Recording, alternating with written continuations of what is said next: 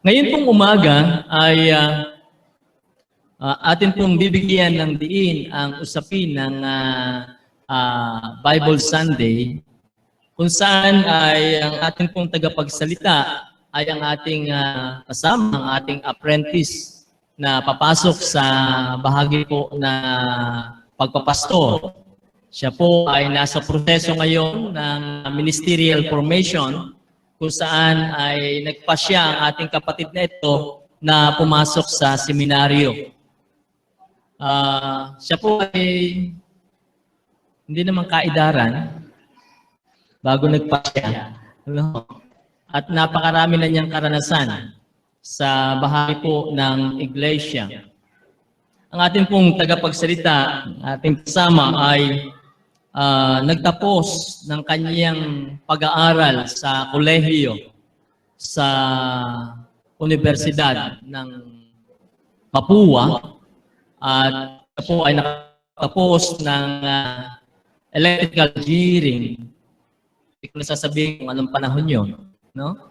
At siya po ay nag-work sa Middle East for almost 10 years pagka-graduate niya ng kanyang kolehiyo. Siya po ay nagtrabaho doon at bahagi rin ng kanyang pagtatrabaho ay naroon na sa kanyang puso ang mag-share ng gospel.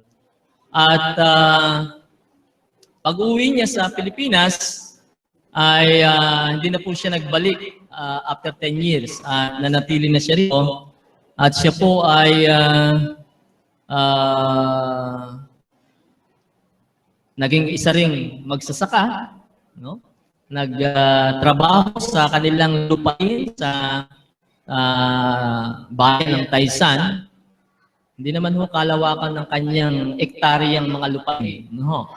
At meron din siyang mga bakahan hanggang ngayon. Yun ho ang kanyang counting investment, yung kanyang lupa. Sa kasalukuyan din, siya po ay isang profesor sa Jose Rizal University at nagtuturo sa bahagi po ng engineering department kung saan ay sa usapin din ng matematika. At saka po siya ngayon nagdidesisyon na patuloy sa bahagi ng ministeryo. Kaya noong November, nasa atin na siya sapagkat bahagi po ng process ngayon ng pag-aaral sa ministry, kinakailangang dalhin siya sa iba't ibang mga iglesia lokal. Kaya November siya napapunta sa atin, o last week of November hanggang last week of February, inaasahan natin siya kasama natin. At by March, iba uling destinong simbahan ang kanyang patutunguhan. Kaya sabi ko, hindi naman pwedeng ikaw ay magtuturo lang ng Bible study. Gusto rin namin ikaw ay marinig na tagapagmensahe sa panahon ng linggo. Kaya ang atin pong tagapagsalita, kilala na natin at ako'y natutuwa sapagkat nagiging instrumento siya ngayon sa Matipok, sa gawain doon at ang ating nga pong kasama, ang ating brother Ansel Bisiral. Huwag na po kayong magsipalakpakan. Ako ay nanliliit sa inyong harapan. Magandang umaga po sa ating lahat at maraming po salamat kay Pastor sa kanya pong mahaba-habang introduction. Parang wala na ako maitatago sa inyo. Lahat ng aking kabuhayan, alam na ninyo. Ano po? Papasalamat po tayo sa Panginoon ngayong pong umaga dahil po isang natatanging araw na naman ang ipinagkaloob ng Diyos sa atin. Di lamang upang tayo magkasama-sama, kundi ganoon din po upang tayo ay magtalo-salo sa isang dulang kung saan ay ang salita ng Diyos ang ating tataglayin at pagsasaluhan. Kaya po ay umawit ang koro, kaganda ng awitin namin, bagamat hindi naman ganun kagandahan talaga ang aming pahayag nito. Pero maganda po ang mensahe. Sabi po sa koro nito ay, you can experience something that is wonderful. You can experience something that is grand. You can experience something that is marvelous if you let the Savior take you by the hand. Napakaganda, ano po. Kaya nga po ang ating pong talata at may kaugnayan din po sa banal na kasulatan ay hango sa 2 Timoteo Kapitulo 3 at mga talatang 16. Yan. Kapitulo 3, talatang 14 hanggang 17. Yung pong 16 yun po yung gitna. Yun po ang ating pinaka-gist ng ating mensahe. Kalawang Timoteo, Kapitulo 3, talatang 14, Kapitulo 3, talatang 14 hanggang 17. Ito po ang sinasabi sa salita ng Panginoon at marapatin po niyong basahin ko muli.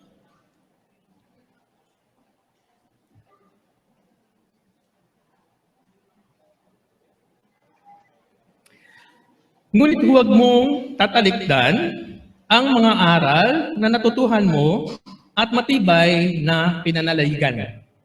Yamang kilala mo ang nagturo nito sa iyo. Mula pa sa pagkabata, alam mo nang ang banal na kasulatan ay nagtuturo ng daan ng kaligtasan sa pamamagitan ng pananalig kay Kristo Jesus. Lahat ng kasulat ay kinasihan ng Diyos at magagamit sa pagtuturo ng totohanan, sa pagpapabulaan ng maling aral, sa pagtutuwid sa likong gawain, at sa pag-akay sa matuwid na pamumuhay. Sa gayon, ang lingkod ng Diyos ay magiging handa sa lahat ng mabubuting gawain. Tayo po muna yung saglit na manalangin. Panginoon, lubos po kami nagpapasalamat at ipinagkaloob mo sa amin ang Biblia, ang inyong banal na kasulatan. Taglayin nawa namin, Panginoon, ang ninanais mo para sa amin ngayong umaga. Isang bahagi nawa ito, maging bahagi nawa ito ng aming buhay, kung saan ang aming ugnayan sa inyo at pakikipagrelasyon sa inyo ay mas maging mainit at mas maging maalab dahil na rin sa inyong dakilang pag-ibig sa amin. Ito po ang aming pinakasasamo at hiling sa pinakamatamis na pangalan ko lamang namin, Panginoon Jesus. Amen. Sino po dito ang mga single? Single. Sino po ang mga single? Wala. Walang umamin. Puro kayo in a relationship, ibig sabihin. Ano po?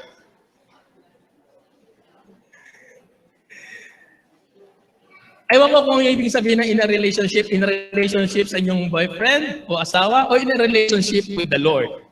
Yan. Kaya tayo ay all in a relationship. Yun po. Tayo po lahat ay may relasyon. Kaya nga po tayo naririto ngayong linggo, ngayong umaga, because we have a relationship with the Lord Jesus. Kung hindi, wala tayo ngayon dito. Hindi po ba? At dahil sa relasyon na yan, of course, di ba, pagka ang isang minamahal mo, una, paano niya ipapahayag ang kanyang pag-ibig sa iyo? Doon ho sa nagkaroon ng mga asawa, paano ba nabuo ang inyong pagmamahalan? Saan ba nag-ugat? Saan ba nagsimula yan? Ngayon, iba na kasi ang technology. Noong panahon po namin, isa lang ang pinagmumulan yan eh.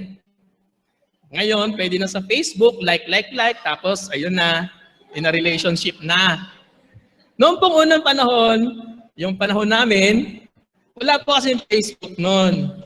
At isa lang ang pamamaraan namin para maipahayag namin, paumpisa ang aming pong pagsinta sa aming mga minamahal. At yan ay sa pamagitan ng isang sulat o isang liham. Isang maikling love letter. Isisipit sa libro, hihiram ng libro sa kaklase, pahiram nga ng libro, pagbalik, may nakaipit na. Yan, love letter. Ano po? May sunog pa daw sa tabi. Maganda po yun. Ewan ko kung ginagawa pa ng mga kabataan ngayon. Pero during our times, that's the simplest way we could express our love. No? The initial step that we could make to express yung love namin sa aming minamahal. Kaya naman ang Lord, ganun din. No? Sa kanyang pagkakaloob sa atin at pagpapakilala na tayo ay kanyang labis na iniibig at minamahal, ano ang kanyang ibinigay sa atin? Ang love letter din niya. Ang kanyang napakakapal na love letter.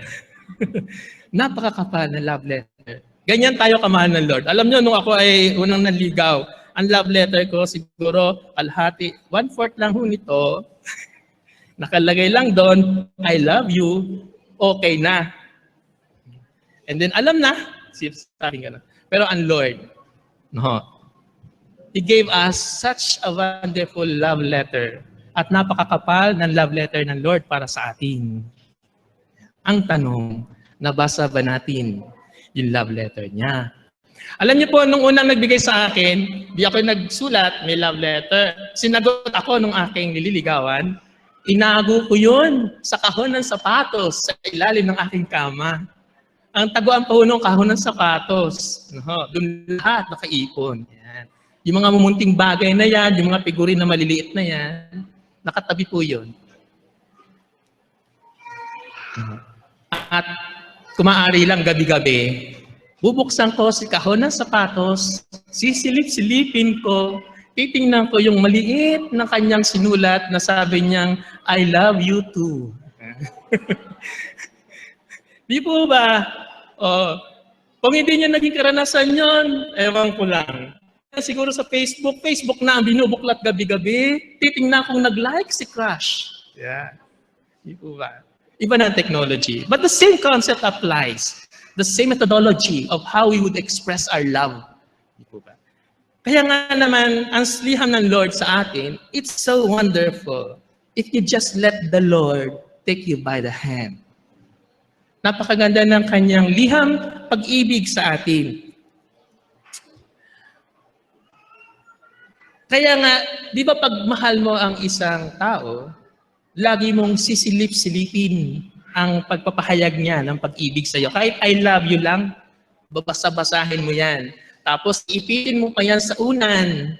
Ipit sa unan at ihigaan. Ganyan na ganyan kami noon. Nung uso pa noon ng Hallmark greetings, ang dami mga love notes sa Hallmark greeting cards. Ngayon ang uso na, mga hugot lines. Pero noon dati, it's Hallmark greeting cards. And so many expressions of love. Ang maganda sa atin ngayon, sa kapanahunan natin tayo ay pinagpala ng Lord. We are given such an opportunity so that His love would be very evident, not only hindi lamang sa buhay pananampalataya natin, kundi maging sa kapahayagan ng Kanyang ibig sa atin sa pamagitan ng Kanyang panulat.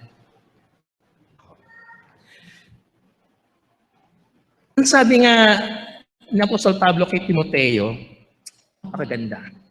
Sabi niya, huwag mong tatalikdan ang mga aral na natutunan at matibay na pinanaligan, yamang kilala mo ang nagturo nito sa iyo. You specifically would know who wrote these ones for you. Kilala natin kung sino ang nagsulat at sino ang nagkasi upang ito ay malimbag at magamit natin. Kaya ang sabi niya, ang kanyang hamon ay, huwag mong tatalikuran. Dahil alam mo, paano ba nga ba nagkaroon ng Bible? Paano nga ba nagkaroon ng scriptures? The next verse would truly tell us the truth about it. Ang sabi niya, talatang 16, lahat ng kasulatay, kinasihan ng Diyos at magagamit sa pagtuturo ng katotohanan. Katotohanang minamahal tayo ng Diyos. Sa pagpapabulaan ng maling aral, sa pagpapabulaan na nagsasabing kulang yan. Sa pagtutuwid sa likong gawain, sa mga nagsasabing kailangan mo pang magpakabuti, kailangan mong magsakripisyo, kailangan mong lumakad ng bundok, kailangan mong magampas ng likod. Itinutuwid tayo sa ganyan. Sa pagtutuwid sa likong gawain, sa pag-akay sa matuwid na pamumuhay. Napakaganda ng pag-ibig ng Panginoon sa atin. How He would express His love. Kung paano niya ipapahayag ang kanyang dakilang pag-ibig. 4 na bagay. Pagtuturo, pagpapabulaan. I would have taken siguro it would be unfair on my part if the Lord would have left me out with nothing for me to use or to take hold to, so that all those who would question my faith, that I could not defend it. No. Siguro napakahirap para sa atin na pag may nagtuligsa ng ating pananampalataya ay hindi natin kayang maipaglaban dahil wala tayong maipakitang katibayan. Pero napakatibay ng ating katibayan. No. And then, of course, sa pagtuturo ng katotohanan, it's true na ang banal na kasulatan ang nagsasaad ng lahat ng bagay na maaaring ipahayag ng Diyos sa atin sa isang malinaw na sulat at sa isang personal na liham sa bawat isa sa atin. Sa pagtuwid sa likong gawain, pag pinag-uusapan kasi yung pagtutuwid ng likong gawain na yan, minsan ako talaga yung natitigilan din. Ano ho? Nature natin. Nature natin, lalo na itong mga Pilipino na to, nature natin.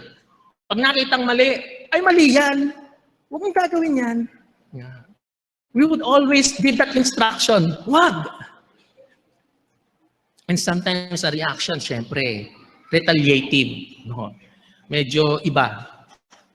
Pero pag sa kasulatan, sa banal na salita ng Panginoon, pag ito ang iyong batayan, may magsasabi pa ba sa iyong huwag mong gawin yan? Dito pa lang malalaman na natin. You all fairly would know that the Lord has said so, and therefore we should obey.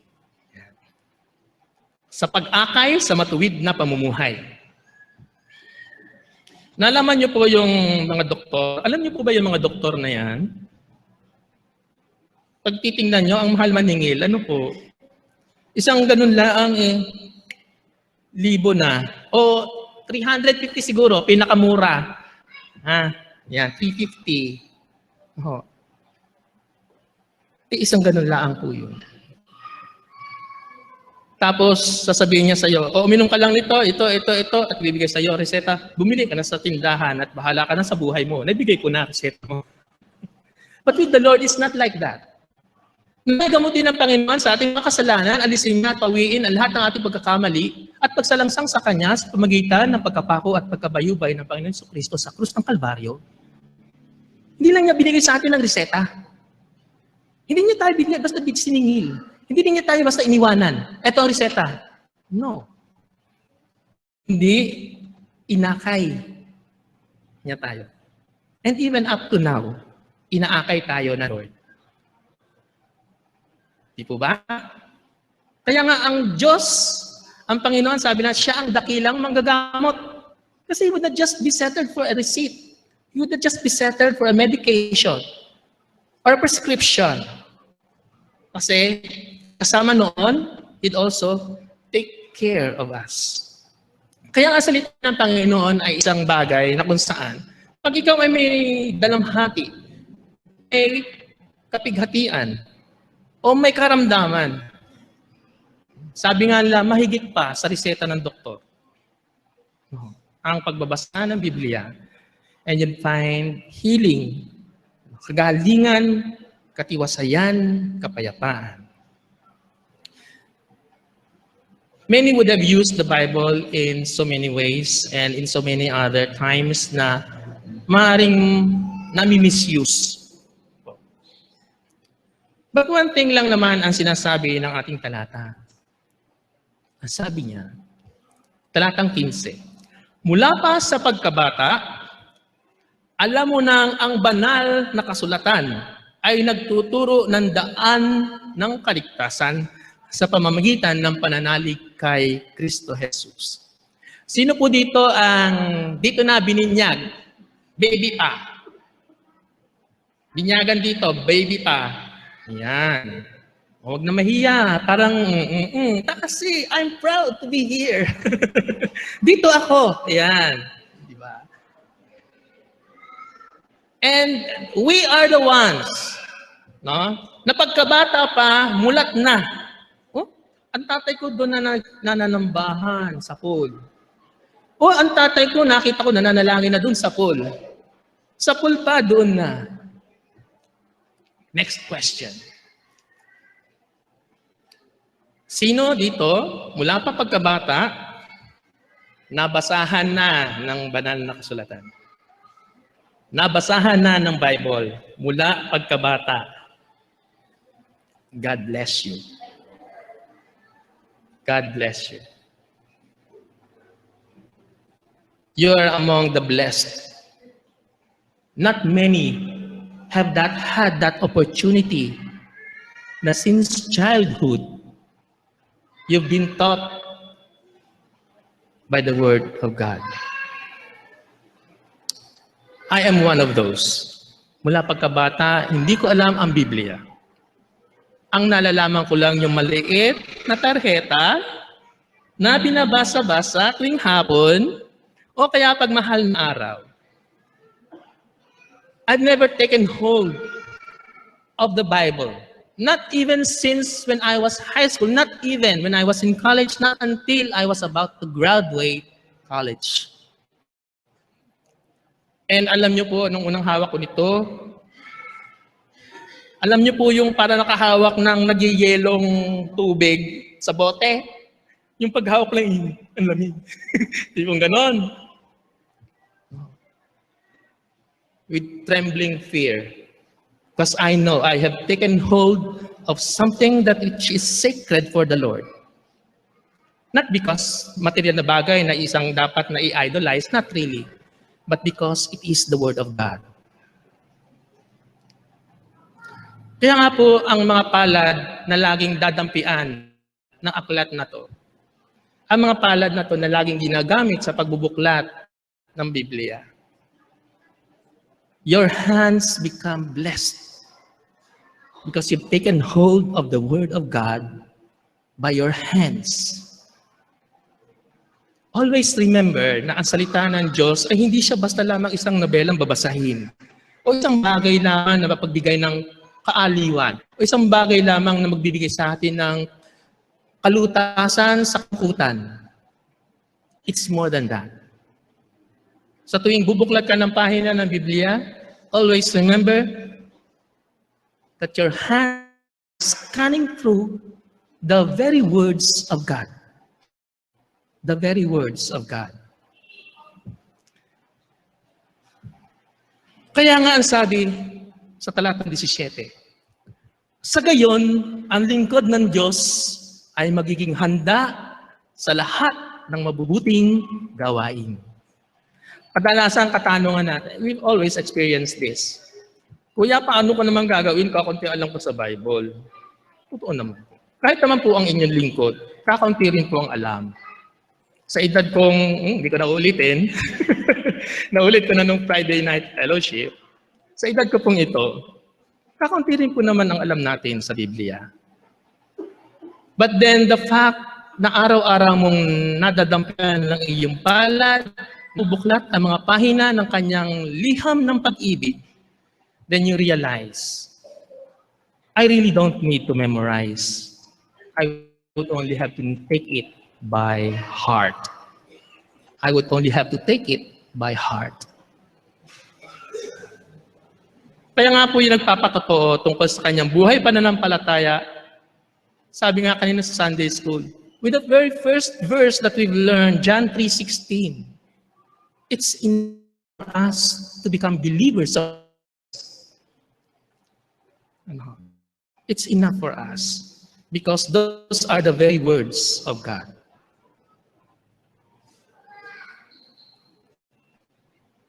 Alam nyo, may isang magandang kasaysayan sa aklat ng mga gawa. Yan si Apostol Pablo, napaka-ano niyan agresibo. And I really love that story. Yung istorya tungkol sa Berea. Napakinggan niyo po yung lugar na Berea? Alam niyo po ba yung lugar na Berea? Sa Macedonia po yun. Wala po sa Pilipinas yun. Baka po nakalaman nyo nasa atin. Nasa Macedonia po, noong unang panahon. Yan.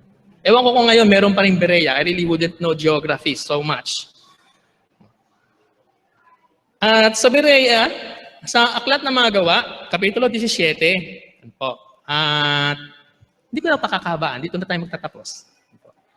Sa may talatang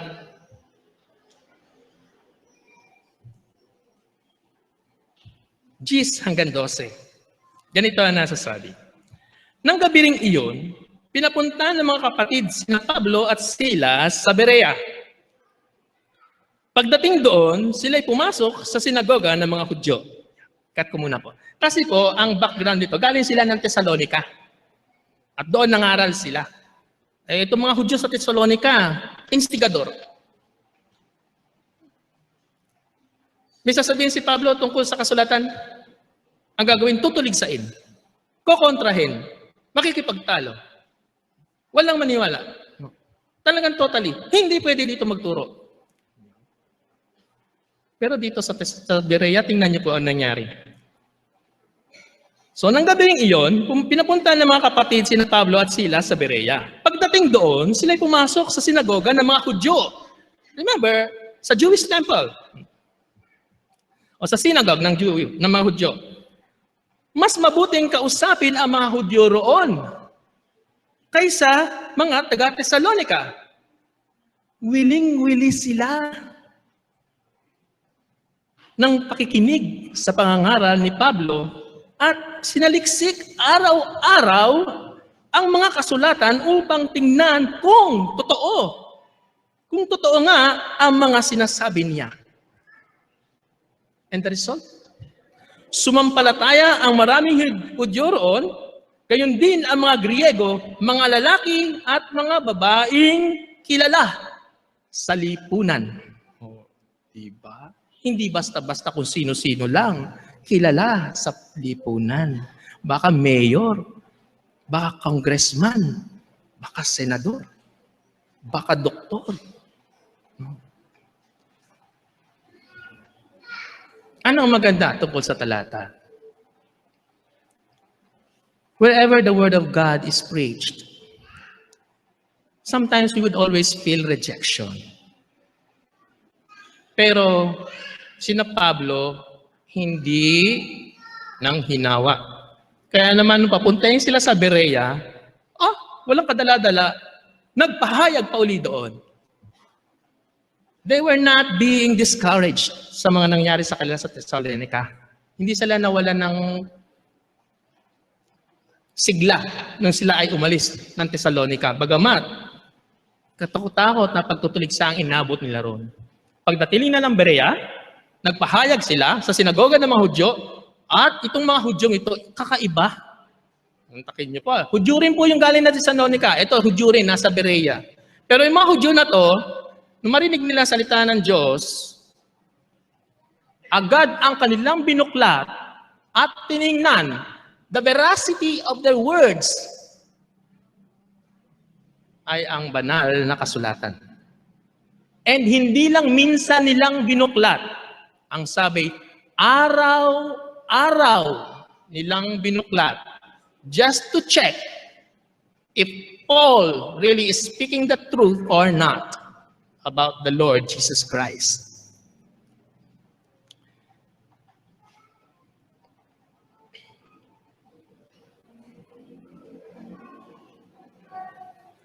Alam niyo po alam ganda at pagkakasalin sa Tagalog na ito yung sabi.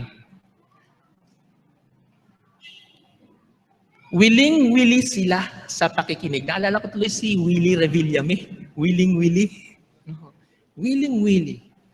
You know, pag ang isang bagay talaga, and you have that earnest desire and full interest, yung buo ang iyong interesado ka talaga, hindi baga mawiwili ka. Hindi mo na maiisip, si Kuya Ansel, may 15 minutos na, ganyan, ano po. Hindi mo maiisip. Alam niyo po, isang magagandang karanasan, pag tuwing tayo nagba-Bible study, kahit ganong kahaba, ay walang aantukin. No po. Dahil willing-willing. Not because of the person, but because of the word that's being preached and that's being studied. Kaya nga kailangan sa atin, araw-araw. Okay, next question. Patatlo, pahuling tanong. Kanina tanong ko, sino po ang single? Pangalawang tanong, sino po ang mula pagkabata ay nabasahan ng Biblia? Ngayon po ang tanong, sa ating kalagayan ngayon, sa ating edad, at this very point and moment in life, sino po sa atin ang may Bible? God bless you. You're among those who have been blessed by the Lord. Kasi every day, you could take hold of the Word of God by your hands. By your hands. Alam niyo po, napakagandang patotoo. Huwag na lang niyo basahin. I mean, sabihin, basahin po natin. Ibig sabihin, huwag niyo na lang basahin na sa iba. Yung makita lang hawak-hawak ninyo at dala-dala ninyo ng inyong mga palad, napakagandang patotoo. Just to bring the Bible along with you every day is a powerful testimony of your life and of your faith. Ngayon kasi bago ng technology. Sige, kuya, ang old-fashioned mo naman eh. Mga hand-printed pa ang kailangan. Pwede bang cellphone na lang? Alam niyo po, before, yung iPhone ko po, gamit ko lang pang tawag. And it doesn't mean anything to me. Kahit mawala. Kasi pwede ko namang bumili ng bago. Right? But now, because of technology, alam niyo po ba, you can download Bible applications na kung saan you can read the Bible by means of your cell phone. I would not really much probably would require you to bring along a book of this magnitude, volume, or something. Alam ko, kung meron kayong hindi may iwanan sa bahay, yan yung cellphone. Yung Bible, pwedeng dyan na yan sa aparador. Pwede na yan dyan sa altar. Pwedeng iwan. Pero si cellphone, nako, naiwan ko, teka, uwi ako. Nakasakay na ng jeep, bababa pa, babalik sa bahay, hindi bali madoble pamasahe, mabalikan lang si cellphone. Tama, no? Ganyan po rin ako, kayo nag-iisa. Pero ngayon kakaiba na ang aking cellphone.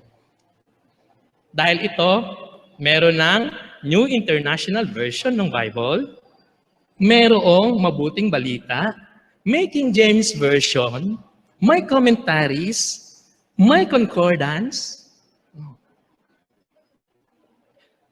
And sayang ang technology. If you just use it for COC. Sayang ang technology kung gagamitin niyo lang ito ay sa paglalaro ng Clash of Clans. Araw-araw natin bit-bit, ayaw natin magdala ng libro, but we can download the application and kung nasa biyahe kayo, siguro, pag nandito na yan, sigurado ko yan, mag-iisip na kayo ng dalawa. Maglalaro ba ako, babasa ba ako? Maglalaro ba ako, babasa ba ako? Maglalaro ba ako, babasa ba ako? Di ba? Pero kung isa lang, laro lang, pagbuklat pa lang, wala nang katog-atog, laro. Laro agad.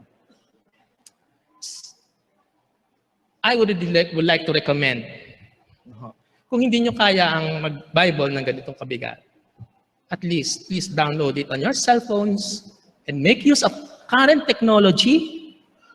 And likewise, pag may nakita kayong sitwasyon, araw-araw nyong suriin, araw-araw nyong basahin, and you'll become one of those from Berea. Alam nyo po, alam ko hindi lahat nakakabili ng iPhone. Mga professional lang ang kayang bumili. Kaya naman, doon din sa Berea, nung mangaral si Pablo, ano sabi? Mga kilalang mamamayan, mga prominenteng tao. The gospel is not only for the poor, it's also for the rich and famous. The gospel, the word of God, is not only for the limited few, but for all. God has let us take hold of this modern technology upang sa ganun, we could likewise experience His power through it. Sa pamamagitan niya, maranasan din natin ang kapangyarihan ng Diyos sa pamamagitan ng bagong teknolohiya. And what can I say? Isa lang naman po. If you really love the Lord, and now that you've known, may love letter pala siya para sa atin lahat, would you not have taken notice of it every day? Hindi na kailangan ilagay sa kahon ng sapatos.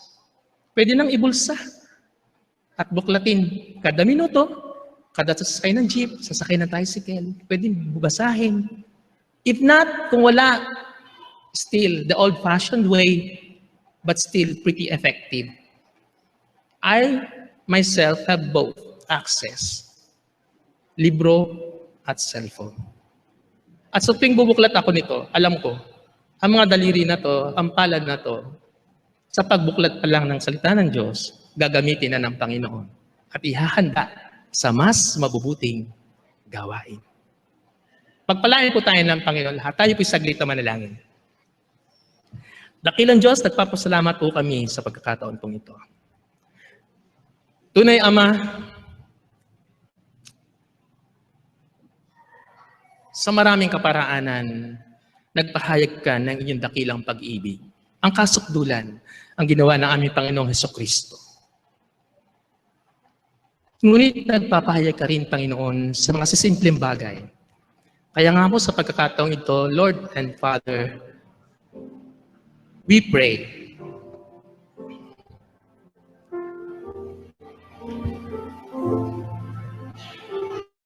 Pakamahalin namin, Panginoon, ang inyong liham pag-ibig sa amin.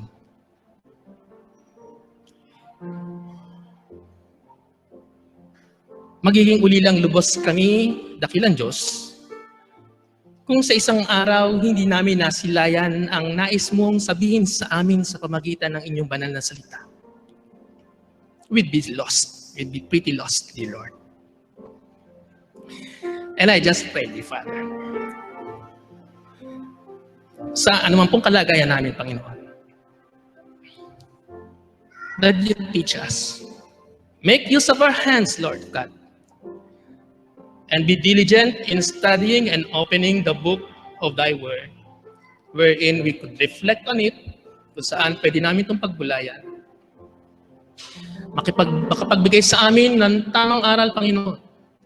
Sa amin, Lord, na sa pagkabata, hindi namin nahawakan ang Biblia.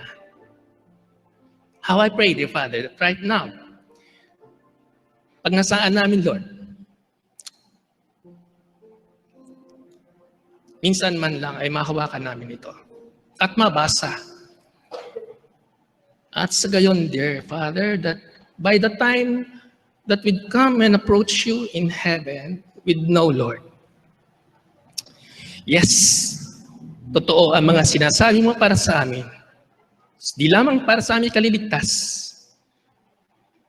kundi sa pag-ibig mong tunay na wagas at di nagmamaliw.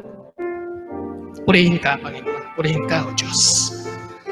Sa pinakamatamis na pangalan ng Panginoon Jesus. Amen. Time is a lamp unto and a light unto my path. Thy word is a lamp unto my feet and a light